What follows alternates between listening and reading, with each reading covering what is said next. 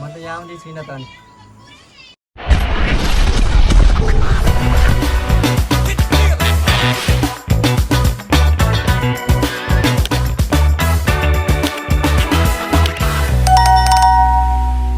Hello good morning सुवारो नमस्कार आज पनि मेरो नयाँ ब्लगमा हजुरहरूलाई स्वागत छ अनि आज चाहिँ हाम्रो टोइलेट बाथरुम बनाउने नेक्स्ट डे हो हैन अनि आज चाहिँ हाम्रो सेफ्टी ट्याङ्की खन्ने काम हुन्छ अनि सेफ्टी ट्याङ्कीको लागि चाहिँ हामीले यहाँनिर सिमीहरू मकैहरू छ नि त यहाँनिर अनि अहिले बर्खा मासमा चाहिँ सिमी पनि रोपेको थियो मकै पनि छ अनि फेरि अब टोइलेट बाथरुम बनाउनु पर्ने भएको कारण चाहिँ यहाँनिर हामीले यो सिमी अनि मकैहरूलाई चाहिँ हटाउनु पर्ने हुन्छ अनि म चाहिँ यहाँनिर काम हुन्छ आज दिदी र म सेफ्टी ट्याङ्की खन्ने भनेर चाहिँ लागेको छु अनि आज दुईजनाले खन्ने काम चाहिँ सक्ने हो कि होइन भन्ने छ सक्ने चाहिँ सक्नै पर्ने छ भोलिबाट चाहिँ सेफ्टी ट्याङ्कीमा वाल लाउने पनि काम सुरु हुन्छ नि त अनि त्यसो हुँदाखेरि आज चाहिँ सेफ्टी ट्याङ्की जसरी पनि खनि सक्नुपर्ने छ अनि आज यहाँनिर सबैभन्दा पहिले चाहिँ म यो सिमी र मकैलाई चाहिँ काटेर फ्याँक्ने काम गर्छु अनि मात्रै हाम्रो सेफ्टी ट्याङ्की खन्ने कामहरू सुरु हुन्छ चाहिँ कता फ्याँक्ने कि कता रोप्ने हो लगेर बाँच्नु पर्ने बाँच्छ त अब यतिकै कता कति पार्नु अस्ति नरोप्नु पर्थ्यो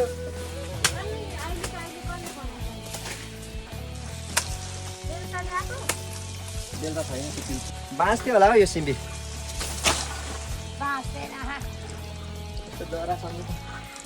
यसरी सिधा बाँच्दैन यहाँनिर थपिदिनु नि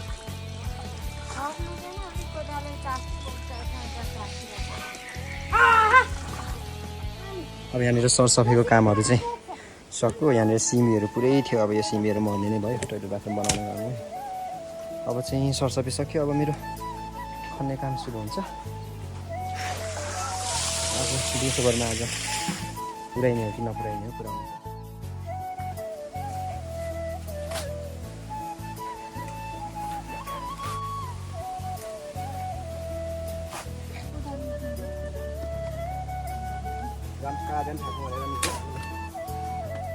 यो चिन्ते माटो रहेछ के यो टाल्नु पनि त चाहियो नि त टाल्नुको लागि निकाल्नुपर्छ नि अर्को पनि कोदालो छ कि छैन अर्को कोदालो कहाँले लिएर आइज त कोदालो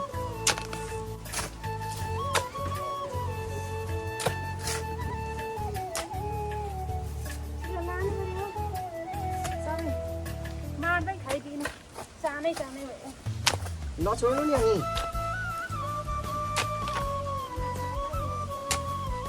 लानुभन्दा त नबढेको पनि ठिकै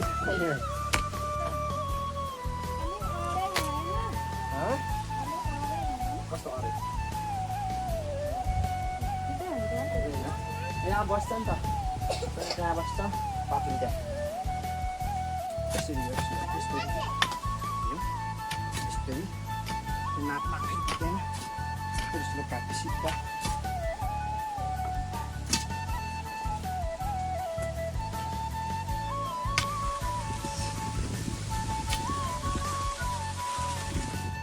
एकैछिन खन्यो भने हत्तु हैरान भइगइन्छ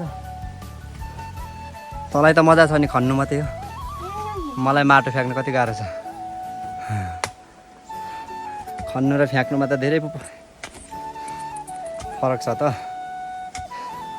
बस्ने कुर्सी पनि लिएर आइराख्ने बेला भएछ हौ आफ्नो पालो नआएको बेला बस्ने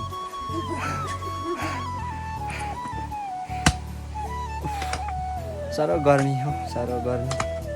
काम गर्नु बानी हरायो ढुङ्गा निस्केन अन्त छिटै सकिन्छ ढुङ्गा निस्क्यो भने चाहिँ अलिअलि त निस्किहाल्छ नि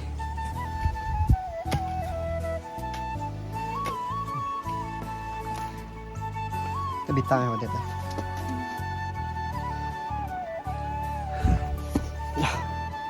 दिदी भाइको चाहिँ आज धमाधम काम हुँदैछ दिदी खन्ने भाइ फ्याँक्ने अब भाइलाई चाहिँ रुकै हुन्छ खन्नुभन्दा फ्याँक्नु कहाँ सजिलो यहाँ पनि अलिक स्लोप काट्न यो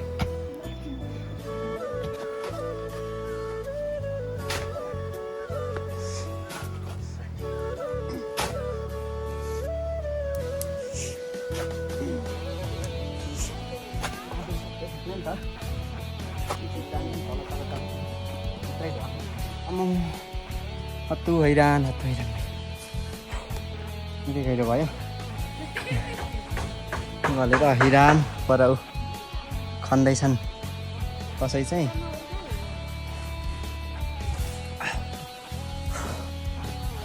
त देखि नै त छोडिस् त्यहाँ अब गहिरोले अनि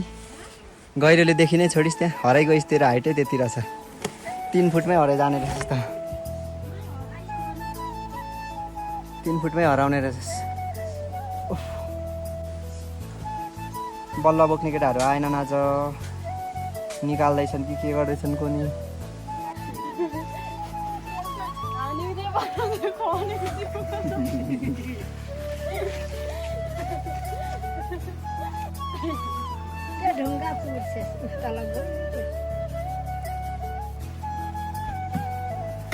अझै 4 फुट छ हैन खन्नु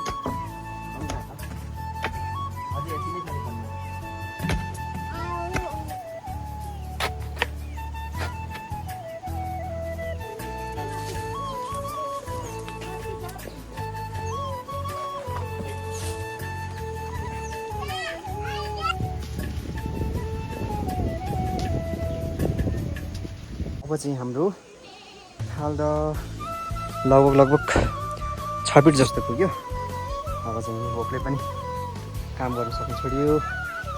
अझै खाजा साजा खाइन्छ अनि मात्रै आएर काम गरिन्छ खाजा चाहिँ बनिसक्यो होला दिदीले अहिले त लगभग एक्लै नै मैले गरिरहेको थिएँ नि त अनि अब खाजा साजा खाएर चाहिँ फेरि दिदीले पनि सघाउनुहुन्छ अहिलेलाई हामी खाजा खाइन्छ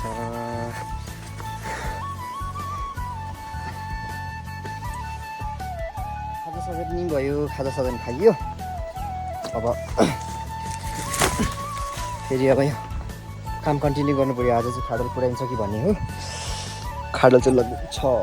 फिटको भइसक्यो रहेछ अब लगभग हामीले 3 फिट जति चाहिँ पुऱ्याउनु पर्ने हुन्छ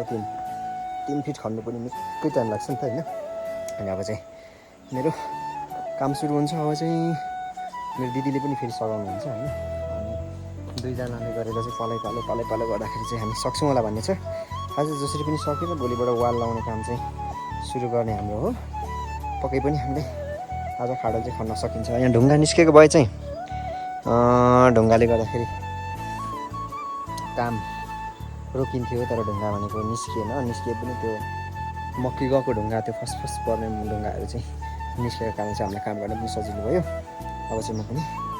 काम गर्नतिर लागेँ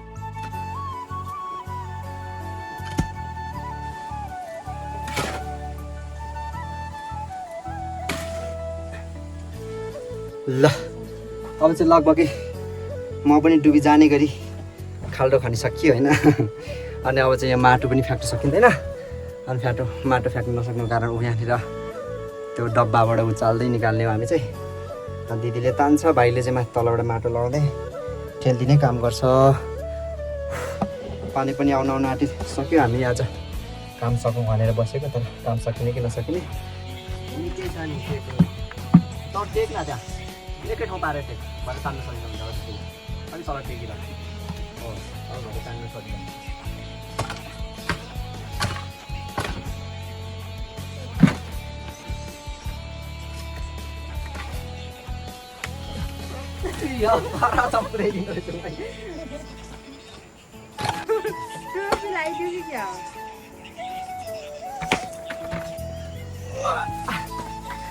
मेरो गाडी हिँड्यो त्यहाँ खडारमा पर्छ उता लैजानु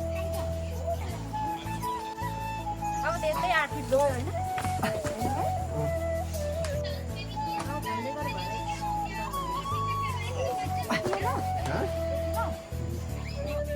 अब चाहिँ बल्ल हामीले दुईजनाले त्यसरी टङ्गी खन्ने काम चाहिँ सक्यौँ होइन अनि पानी पनि पऱ्यो नि त अनि पानी परेको कारण हतार यसरी पालले पनि छोप्यौँ यहाँनिर पालले नछोपेको भइरहेको नि त के अरे पानीभित्र पसेर फेरि माटोहरू झारिन्थ्यो नि त अनि त्यसरी हामीले खनिसक्दैन छैन पानी पनि पऱ्यो अनि पाल पनि लगाइदिइहाल्यो नि त अनि त्यसरी छोडिहाल्दैछ अनि बल्ल काम सक्यो अनि अब भोलिबाट चाहिँ हाम्रो वाल गर्ने कामहरू सुरु हुन्छ अनि आजलाई अब मेरो कामहरू यस्तै भयो अनि मेरो भिडियो राम्रो लाग्यो भने कमेन्ट लाइक एन्ड सब्सक्राइब गर्न नभुल्नु होला अनि आजलाई यति नै, भोलि भेटौँला, बाई बाई।